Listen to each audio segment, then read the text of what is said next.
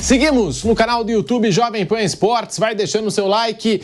Você pode participar através das redes sociais, @Jovem Pan Esportes. Agora falando do Flamengo, hein? O mercado da bola do Flamengo, a última janela de transferências da gestão Rodolfo Landim.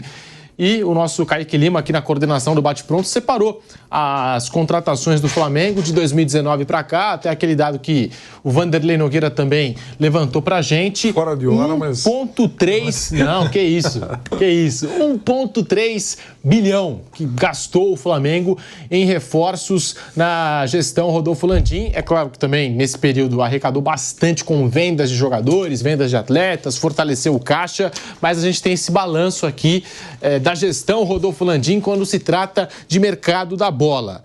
1,3 bilhão de reais gastos, foram mais de 40 reforços contratados desde 2019 e os últimos da lista são Michael Alcaraz, Alexandro e Gonzalo Plata. Foram as últimas contratações da era Landim. Nos 6 anos de gestão, a diretoria investiu exatamente 1 bilhão 362 milhões 743 mil reais no time profissional masculino. 41 nomes diferentes foram contratados pelo clube no período e a temporada atual foi a que o clube mais gastou. Ao todo, 300 milhões de reais, ultrapassou inclusive esse valor, com mais 4 nomes, além desses que eu citei: De La Cruz, Matias Vinha, Léo Ortiz e Carlinhos. Foram 360 milhões de reais aproximadamente em 2019, 227 milhões de reais em 2020, 4,6 milhões em 2021, 233 milhões de reais em 2022, 207 milhões de reais em 2023 e até agora a temporada que o Flamengo mais gastou, 329,3 milhões de reais até o momento em 2024. A gestão Rodolfo Landim termina em dezembro desse ano, vai ter eleição no Flamengo, mas tá aí esse valor. É uma grana altíssima, hein? 1,3 bilhão gastos na era Landim. Flávio Prado, Vanderlei Nogueira, José Manuel de Barros. Ele gastou muito, mas teve um retorno interessante. Se a gente colocar os treinadores aí vai virar uma confusão. Teve bons retornos, de um modo geral, foi uma... Dentro da frase do meu querido Vanderlei Nogueira, contratação boa é que dá certo, várias delas deram certo, funcionaram, um outro falha mesmo, não tem jeito. Agora, em termos de treinador, é uma calamidade. Um negócio horroroso, uma fortuna que se desperdiçou, jogou no lixo. E nos últimos tempos, piorou mais ainda quando eles ficaram refém do Jorge Jesus. Qualquer coisa, troca o treinador querendo que o Jorge Jesus, que se jogue que o Jorge Jesus jogou, coisa que nem ele vai conseguir se retornar ao Flamengo. O problema ou a solução gasta muito, ganha muito. E o Flamengo, pelo que a gente sabe, o ano passado faturou 1 bilhão. Só no ano passado. Se ele faturou 1 bilhão, já paga toda a administração do Landim.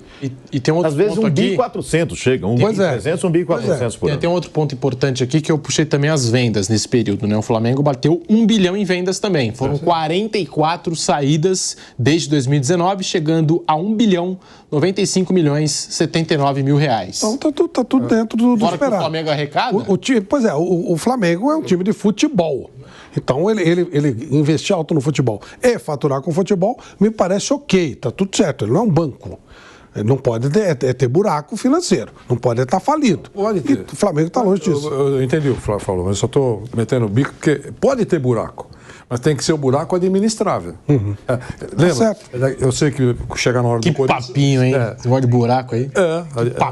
Administrável. Mas já que você quer que eu fale, é buraco no bom sentido. Então, eu queria só... De volta à Rádio Jovem Pan, pra você explicar melhor essa história, Vanderlei. De volta à Rádio Jovem Pan, falando do Flamengo, esse balanço financeiro que a gente fez das contratações, das chegadas e das saídas. O Flamengo, então, que gastou, na era Landim, 1,3 bilhão em contratações e vendeu 1 bilhão de reais também. Então, assim, 41 jogadores chegaram e 44 foram vendidos. Então, tá equilibrado, a coisa tá equilibrada. Essa é a palavra correta, equilibrada.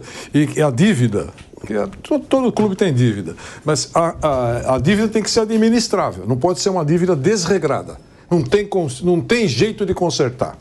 Ou então, só no milagre. Ou então, uma década para resolver. Aliás, O Flamengo usou uma década para chegar nesse estágio. Uma década, não foi da noite para o dia. Amanheceu, agora vou resolver a dívida. Não, 10 anos, né? Para chegar num ponto administrável. E o Flamengo, esses números que o Pedro Marques falou são verdadeiros, mas ele tem dívida, mas dívida administrável, que para ele está dentro de uma situação tranquila, pelo que fatura. O que não pode é aquele exemplo dado pelo diretor do Corinthians, que não está mais nessa administração, correta, eu acho que foi logo no início, uma declaração lúcida do Rosalá Santoro. Para que a gente fique com uma dívida administrável, serão necessárias 3 gestões. 3 gestões que sejam absolutamente rigorosas, preocupadas com a vida financeira do clube. Tipo, queimou essa lâmpada, vamos dar um jeitinho de colocar a vela para ver se resolve. Economizando nos mínimos detalhes, para que a gente chegue, depois de 3 gestões, com 400 milhões de dívida. 400 milhões de dívida para a grandeza do Corinthians é um número administrável. Então, é um sonho dourado achar que um clube não pode ter dívidas. Ele pode, só que tem que ser uma dívida administrável. No caso do Flamengo, é uma dívida, imagina não ser o número exato, mas sem dúvida alguma, está absolutamente sob controle. E esse, viu, Pedro, é mais um argumento que favorece aqueles que cobram o Flamengo para jogar melhor. Porque as contratações que foram feitas pelo Flamengo, já foram citadas aqui, dificilmente o Flamengo encontraria um concorrente entre os grandões do país, grandões do Brasil, com força financeira de encarar o que o Flamengo está encarando e contratando. Quem poderia concorrer, por exemplo, com o Flamengo para contratar alguns jogadores? Vou dar um aqui. De La Cruz. Cheguei lá, desembarquei, eu, diretor do Flamengo, assinei o cheque de 16 milhões, é o que diz a multa, até logo, boa tarde, vamos levar o jogador. Não, o Flamengo tentava, não, ele foi lá e pagou a multa. Quem poderia fazer isso? Então, Palmeiras e Botafogo. Quem poderia... Talvez o Pedrinho, o Pedrinho agora, com o Cruzeiro... O Bahia, se quiser. Na marra. Né? E outra coisa... Tem o outro lado também. Quem poderia negar uma oferta boa? Vou dar um exemplo, lembrando o Palmeiras. Sim. Alô, Palmeiras, tudo bem? Aqui é o Flamengo. Ah, tudo bem. 20 milhões pelo Pedro. 20 milhões de dólares ou de euros? Eu não lembro. Acho que era euros. Era 20 milhões de euros. 20 milhões de euros pelo Pedro. Resposta do Flamengo. Obrigado, é ótimo, você tem interesse no nosso jogador, mas nós não queremos. É proposta de gente grande. Teve uma proposta pelo Pedro esses dias aí, lá do futebol inglês, se não me engano, de 25. Aí depois especularam que poderia, poderia subir para 35. O Flamengo, não. A gente não pode vender, que não tem como contratar outra. É isso. Do nível dele. E o Palmeiras também, em alguns momentos, também faz isso, né? E nesses times, o Richard Rios. Chegou proposta, não. Os jogadores ganham muito bem também. Então, o caso do Fabrício Bruno, por exemplo, o Flamengo se acertou com o West Ham e ele não quis ir. É bom. Não quis ir, porque ganha basicamente a mesma coisa que ganharia lá. E tem filho pequeno. Também, toda a questão familiar. Tem uma outra questão também, que dependendo para qual país, o jogador leva muito em conta. Sim. Impostos. Vale muito mais jogar no Flamengo. Acho que na Inglaterra, acho que de repente, jogar 50% que o cara vai receber fica lá, fica em impostos. Então ele faz a conta aqui. Também é caro, França. Em alguns países. Fora os impostos, custo de vida. Ele leva em consideração. O cara está me oferecendo o dobro, mas eu vou pagar metade do que eu vou ganhar lá em impostos. Então, vamos colocar na ponta do lápis, vamos ver se... Eu vou sair da casa. No caso do Fabrício Bruno, teve a história do filhinho. Ele tá com um filho pequenininho e a família achou incômodo, inconveniente para lá, para ganhar igual ou um pouquinho mais. Acho que não valia a pena. Tinha que ser alguma coisa assim para arrebentar, né? Também, mas... Agora, para a França, parece que ela até queria ir, né? É que o valor não chegou no que o Flamengo queria. E teve aquela declaração do Marcos Braz também, do sonho do Fabrício Bruno, tá? O Flamengo tem que resolver a parte dele e tudo, enfim. Aí, nesse caso, não foi uma proposta tão vantajosa quanto a da Inglaterra, né? Mas, tá aí, você vê, né? Como os times aqui negociam e conseguem até bons valores, né? O Zé lembrou do Rios? Do Richard Rios. Poxa vida, quanto foi? 5 milhões? Quanto foi, Pedro? 6 milhões de reais. 6 milhões, 6 milhões de reais. Tá certo? No dia seguinte ele já valia 3 vezes isso. Aí o cara agradou. Foi embora para a seleção colombiana, arrebentou.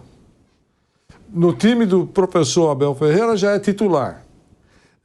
Tem qualidade, tal.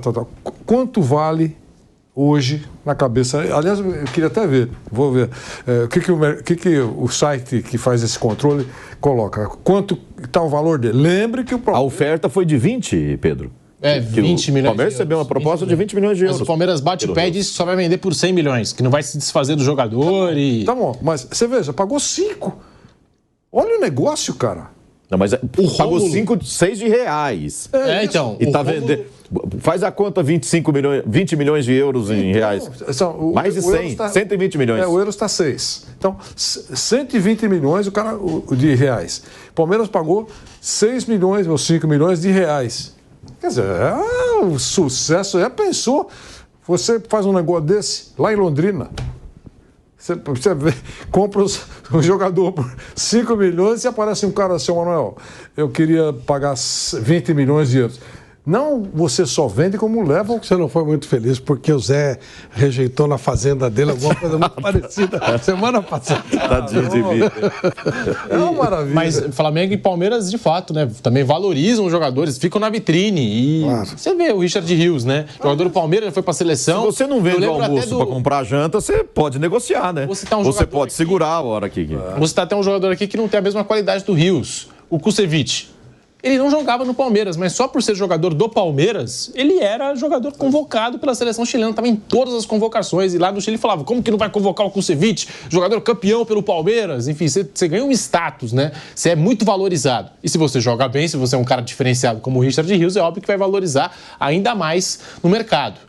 Mas, realmente, quem joga por Flamengo e Palmeiras sai muito valorizado. Até no muito banco. Valorizado. Até no banco, exatamente. Depois do clássico Botafogo e Flamengo e o 4-1, aí, cutucaram lá o presidente do Flamengo, fizeram a pergunta, ele falou em fair play financeiro.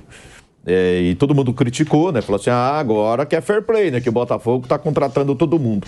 Aí, só que eu me lembro que o Textor falou primeiro em fair play financeiro quando o Botafogo jogou com o Bahia. Ele falou, a hora que o Grupo City quiser, se não tiver fair play financeiro do Brasil, o Bahia vai ganhar todos os títulos. Que os caras têm dinheiro para montar o time que quiser, se não tiver fair play financeiro. Né? O que o Textor está fazendo. Está gastando. Quando você imaginaria que o Botafogo ia chegar numa janela e gastar 300 milhões em reforços, numa janela de meio de ano ainda, né? E no ano beirando 400, quase 400 milhões. Quando você iria imaginar, né? Mas ele pega lá da empresa dele, o dinheiro dele, bota e... Quanto que o Botafogo fatura? Camisa, direito de televisão. Dá para pagar isso aí? Ninguém sabe. Né? Não sei. Eu não sei. Mas assim, ok, pode parecer oportunismo do Flamengo falar e o Flamengo talvez não tivesse dito nada se não chegasse o Botafogo tão forte assim no mercado, né? Mas eu lembro que o Textor falou não faz muito tempo, quando o Botafogo estava levando pancada do Bahia. Se não tiver fair play, o Bahia, se o Grupo City quiser e não tiver fair play financeiro no Brasil, o Bahia vai ganhar tudo. A terceira maior contratação dessa janela foi do Bahia. O menino lá, o Rodrigues, né? Luciano Rodrigues. Luciano Rodrigues. Luciano Rodrigues. Uruguaio. Então. Lá do Liverpool. Para 19 milhões de euros, salvo engano. 19 milhões de dólares. Lá do Liverpool. Recua só um pouquinho no tempo. O ex-presidente do Palmeiras, Mustafa Contursi, ele colocou uma semente na discussão entre os presidentes. Ele achou que estava gastando muito, todo mundo estava gastando muito. Mas em salários. Então ele propôs, eu lembro do número, para aquele momento, tá? Para aquele momento era um número razoável. Vamos combinar aqui, ninguém paga mais de 40 mil reais para os jogadores.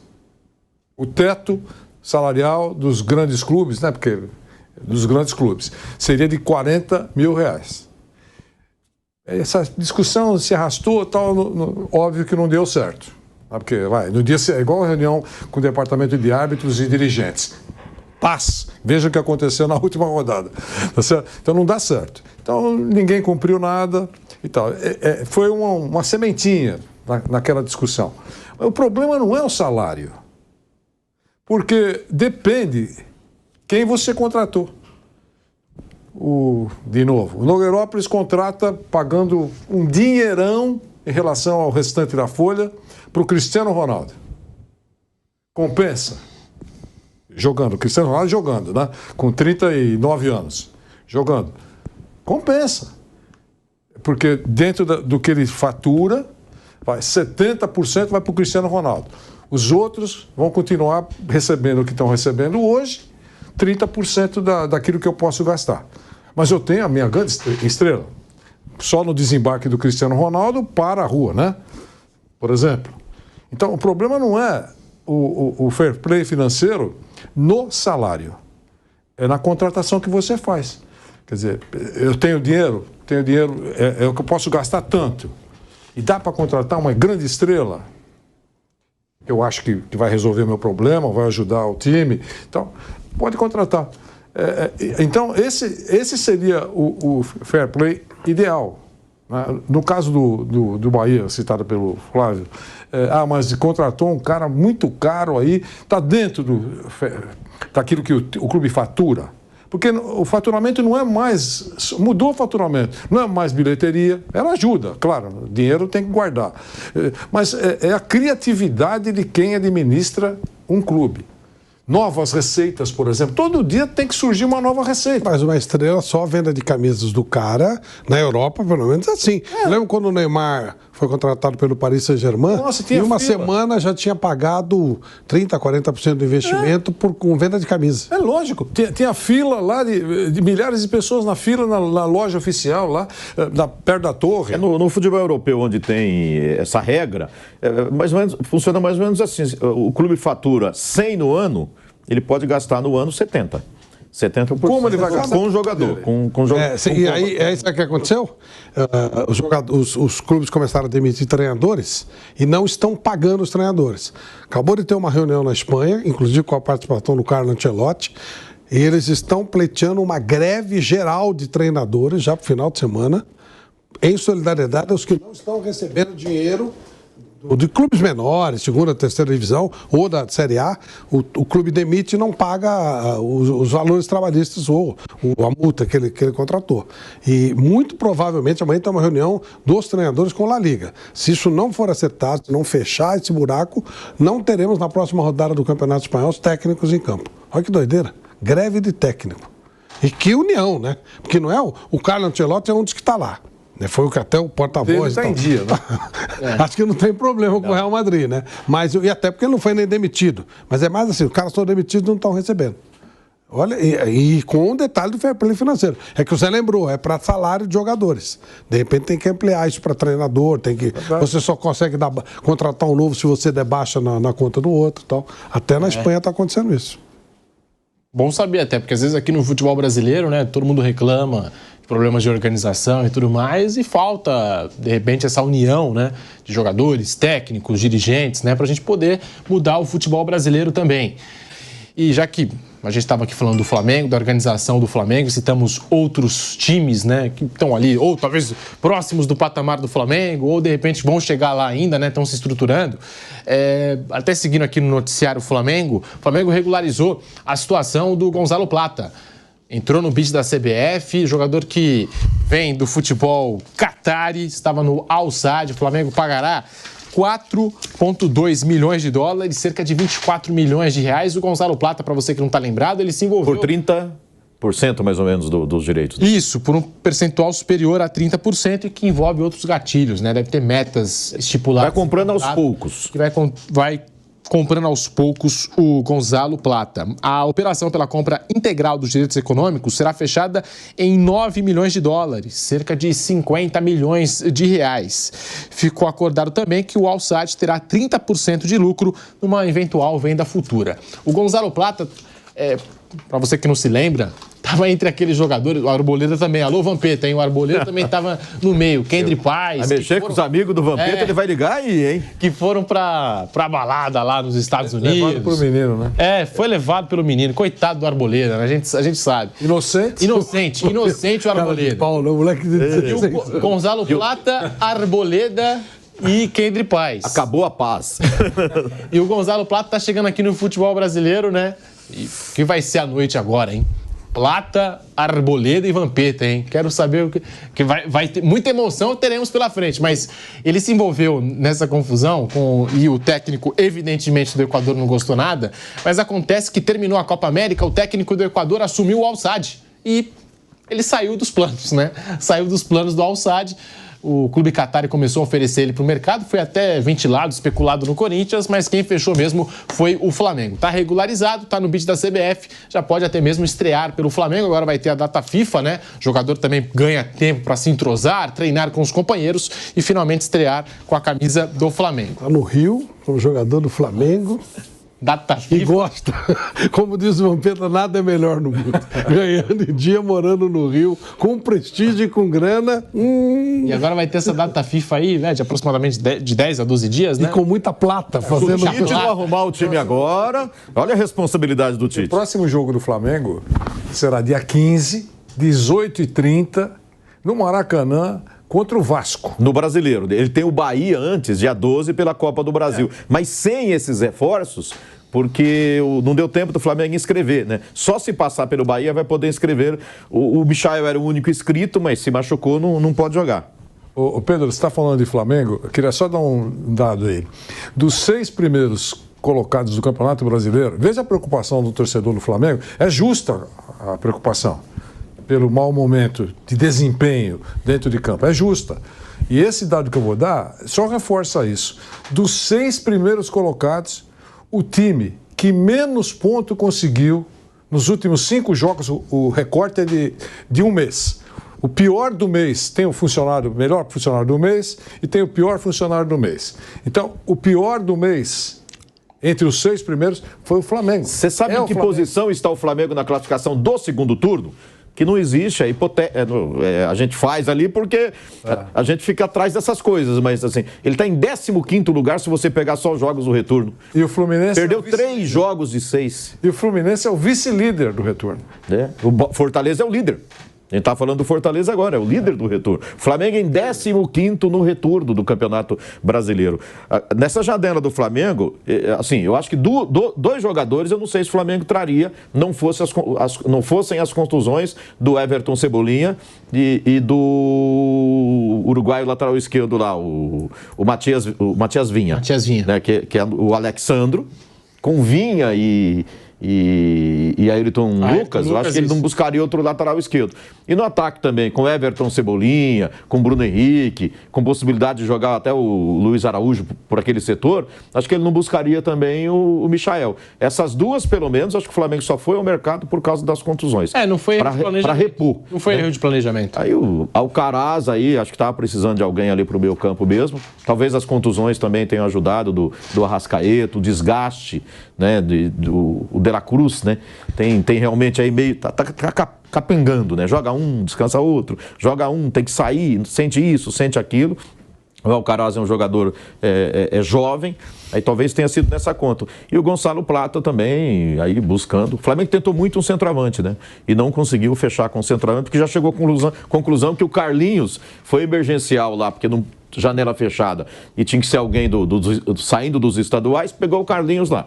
Mas não dá, na hora que precisa dele não rende, não tem jeito. Tentou um centroavante aí, porque o Gabigol também está machucado, e quando não está machucado não joga nada. Está numa fase terrível, então ele tentou, mas não trouxe ainda o centroavante. Fez 4 contratações nessa janela. Se comparar com o Botafogo, por exemplo, ou outras equipes aí, ficou mais no nível do Palmeiras, que fez 3 contratações. O São Paulo, que fez 4. Pedro,